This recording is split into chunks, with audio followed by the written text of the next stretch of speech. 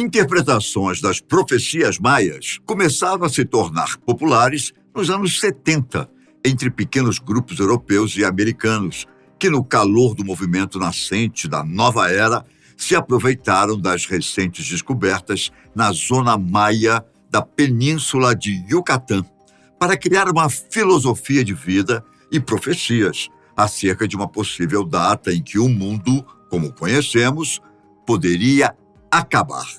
No mapa, a península do Yucatán é um apêndice a destoar do istmo que conecta as Américas do Norte com a América do Sul. Para quem não sabe, istmo é uma porção de terra estreita cercada por água em dois lados e que conecta duas grandes extensões de terra.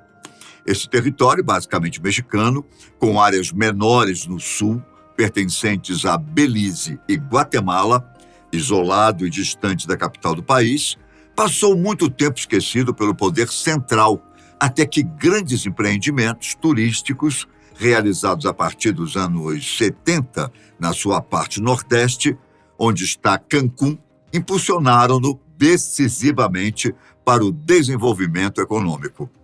Mas o Yucatán está muito longe de ser apenas sol, praias e um mar paradisíaco.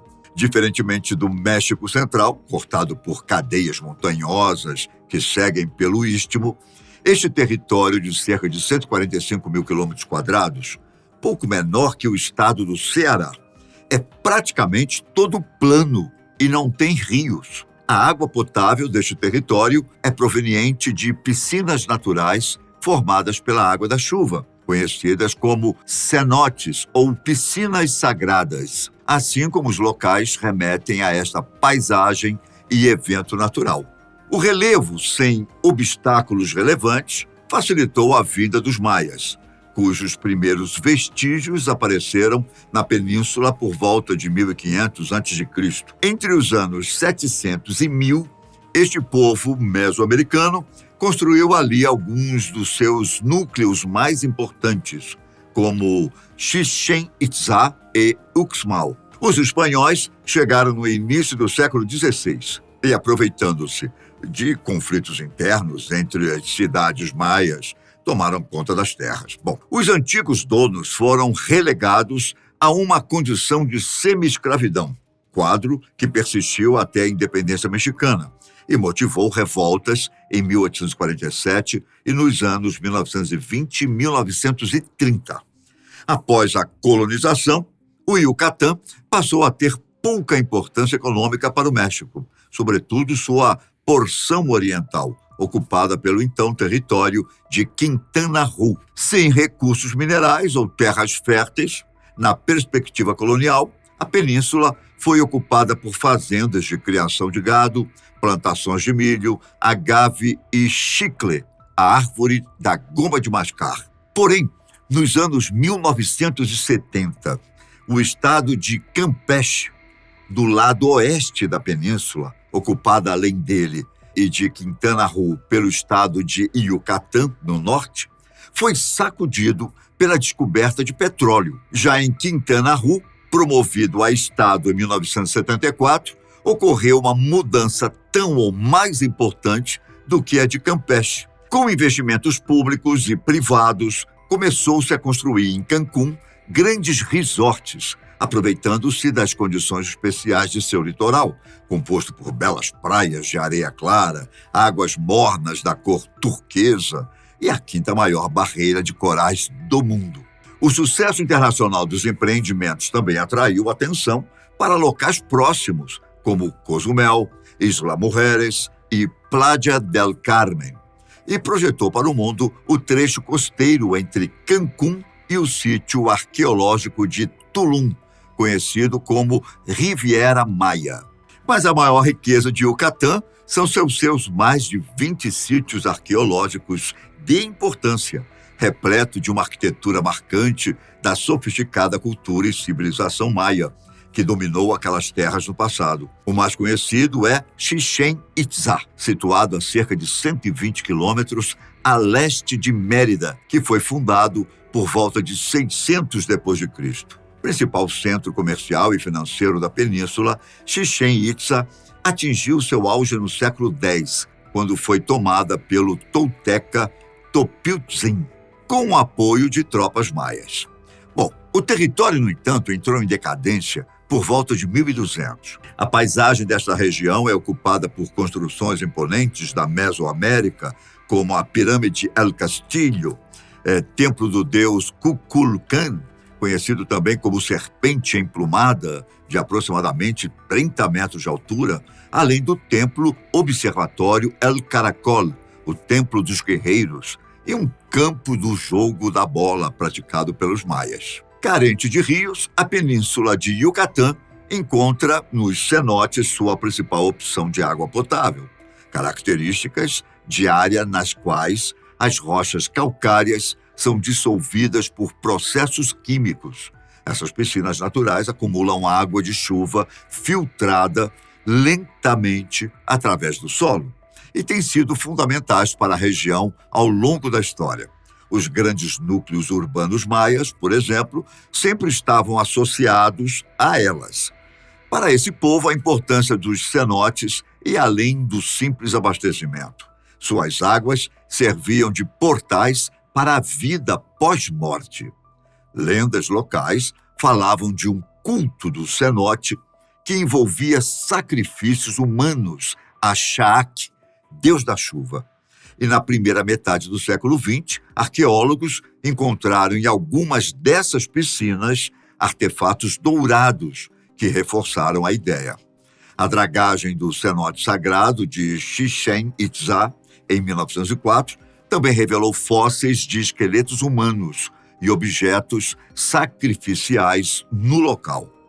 Mas seriam essas piscinas sagradas passagens secretas para algum outro plano? Chicxulub é uma das maiores crateras de impacto do mundo, tão grande que só foi descoberta a partir de pesquisas da empresa petrolífera mexicana Pemex, realizadas no fim dos anos 1970.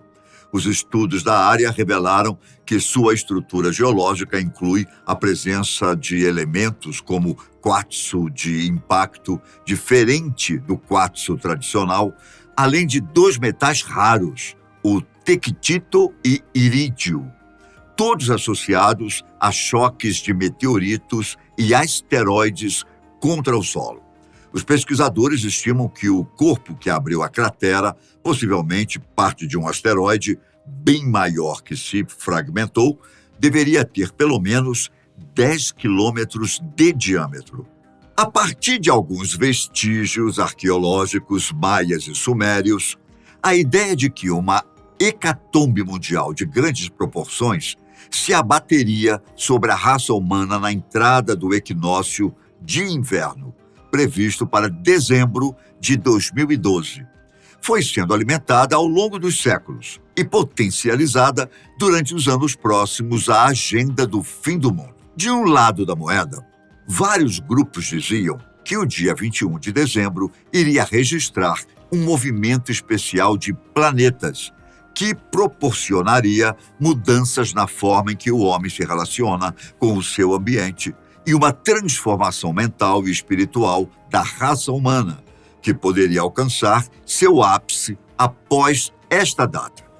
No outro extremo, surgiram as hipóteses sobre os eventos climáticos que eclodiram durante esse período rumo à nova era, caracterizados por desastres naturais, crises políticas e econômicas e as guerras travadas ao redor do globo, que contribuiriam na derrocada da civilização moderna.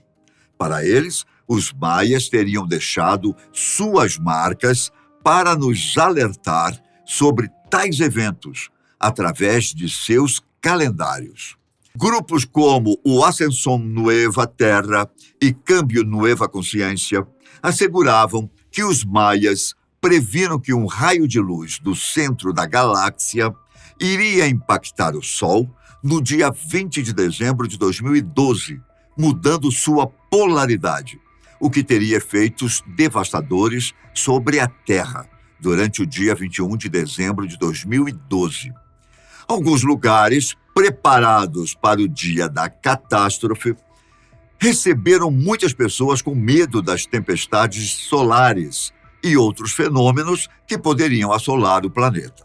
No Brasil, um dos pontos foi a cidade de Alto Paraíso, em Goiás, e no exterior, a Turquia, pelas proximidades com o Iraque e a antiga Suméria, além das cidades maias que receberam muitos visitantes em busca do abrigo no dia do fim do mundo. As interpretações de que o fim do mundo ocorreria no dia 21 de dezembro de 2012 partiram de dois monumentos maias: da Estela 6, uma espécie de tótem, do antigo assentamento de Tortuguero, no estado de Tabasco, no sul do México, e da Estela 1, de Cobá, localizada em Quintana Roo.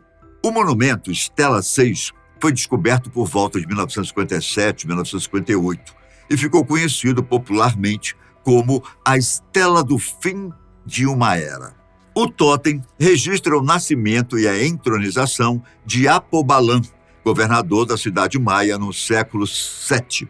Há também referência a uma data do calendário maia que, traduzida para o nosso calendário gregoriano, seria equivalente ao dia 21 de dezembro de 2012 e que, segundo alguns pesquisadores mais céticos, corresponderia ao fim de um ciclo de 5.126 anos registrados na longa contagem do calendário maia. Daniel Juárez Cosio, responsável pela ala dedicada à civilização maia no Museu Nacional de Antropologia do México, em uma entrevista, explicou que essa data não significa que o mundo iria acabar naquele dia e que a única coisa que poderia interpretar é que haveria de fato o fim do ciclo Batum 13, descrito na linguagem do calendário maia.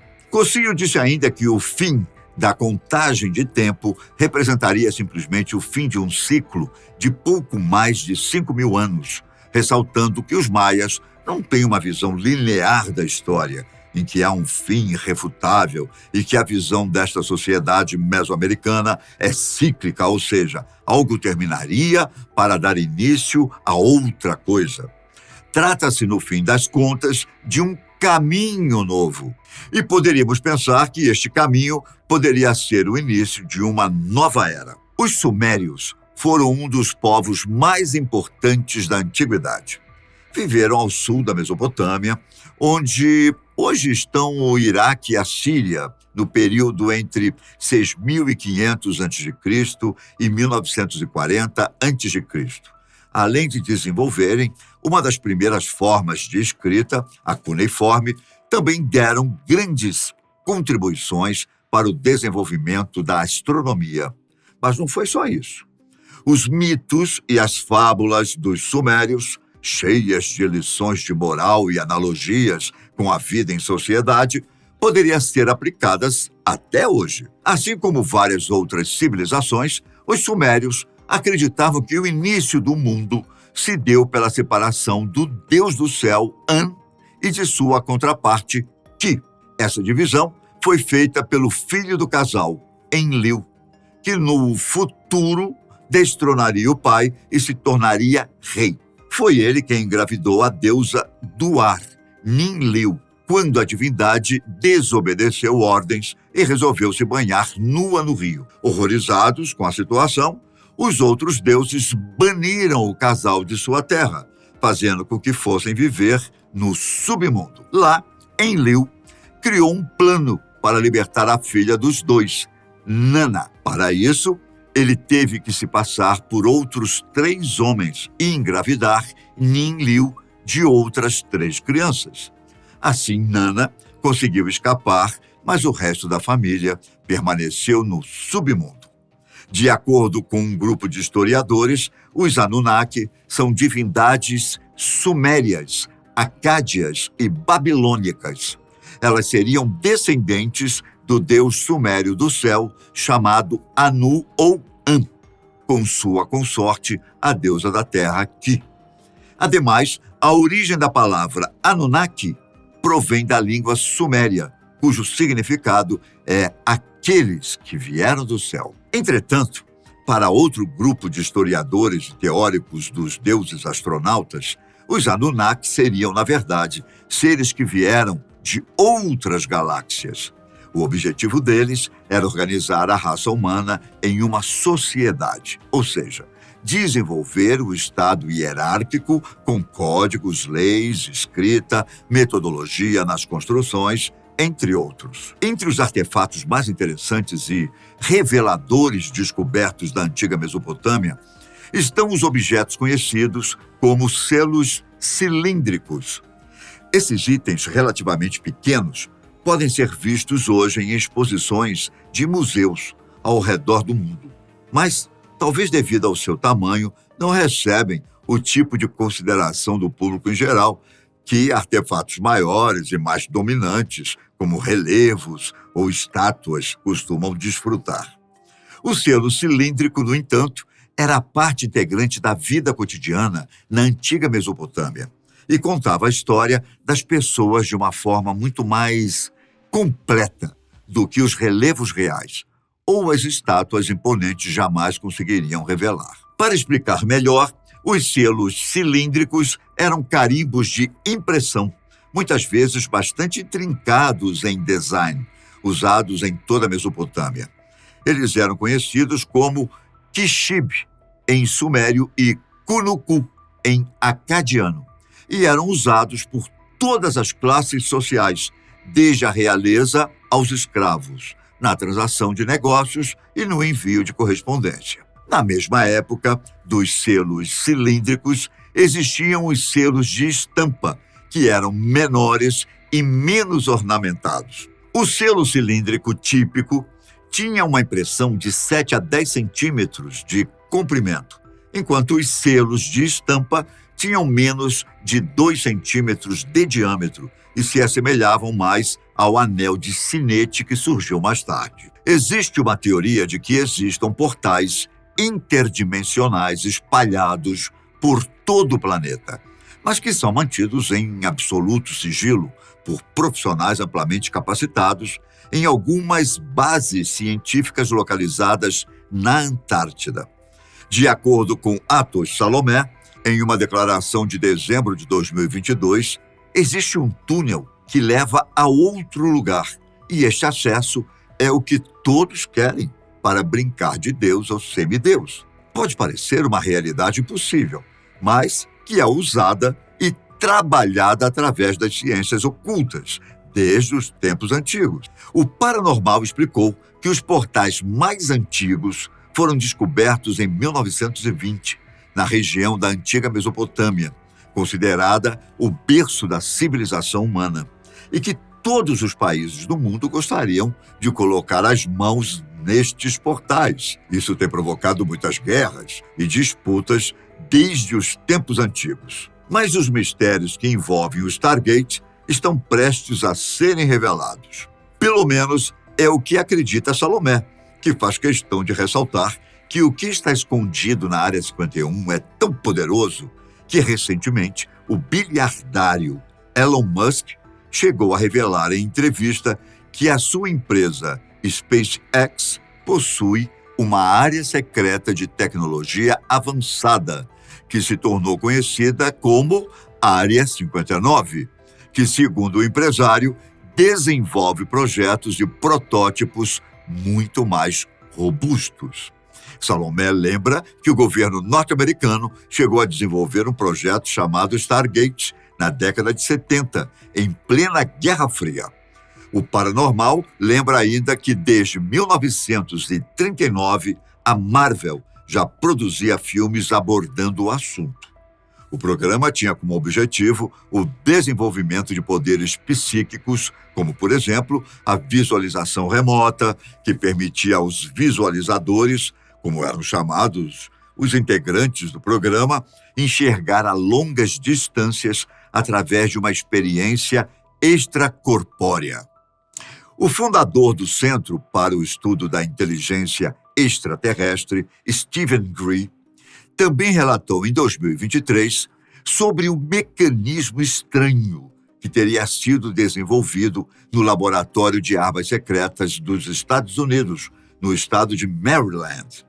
Durante sua pesquisa, ele descreveu como um conselheiro militar da Marinha dos Estados Unidos o confidenciou sobre um dispositivo que poderia extrair informações através do espaço e do tempo, em um local específico de 1 século atrás, 1000 anos atrás ou 1 milhão de anos atrás. Segundo o ufologista Greer, a neurotecnologia que a empresa Neuralink de Elon Musk tem desenvolvido permitirá um link de banda larga de baixa latência, no qual pensamentos serão capazes de controlar dispositivos elétricos. Mas com o desenvolvimento da inteligência artificial, há o risco de ocorrer o inverso, onde, ao invés dos seres humanos controlarem máquinas, as máquinas começam a controlar os pensamentos e os próprios seres humanos. O ufólogo norte-americano acredita que civilizações avançadas de além do nosso sistema solar estão usando tecnologias de consciência que usam as propriedades da mecânica quântica para viajar através do espaço-tempo e aparecer na Terra. Greer cita essas tecnologias como uma das possíveis explicações para avistamentos de OVNIs e outros eventos paranormais, como aparições e contatos com seres alienígenas e de outros níveis de densidade e consciência. Eu fico por aqui e até o próximo vídeo. Tchau!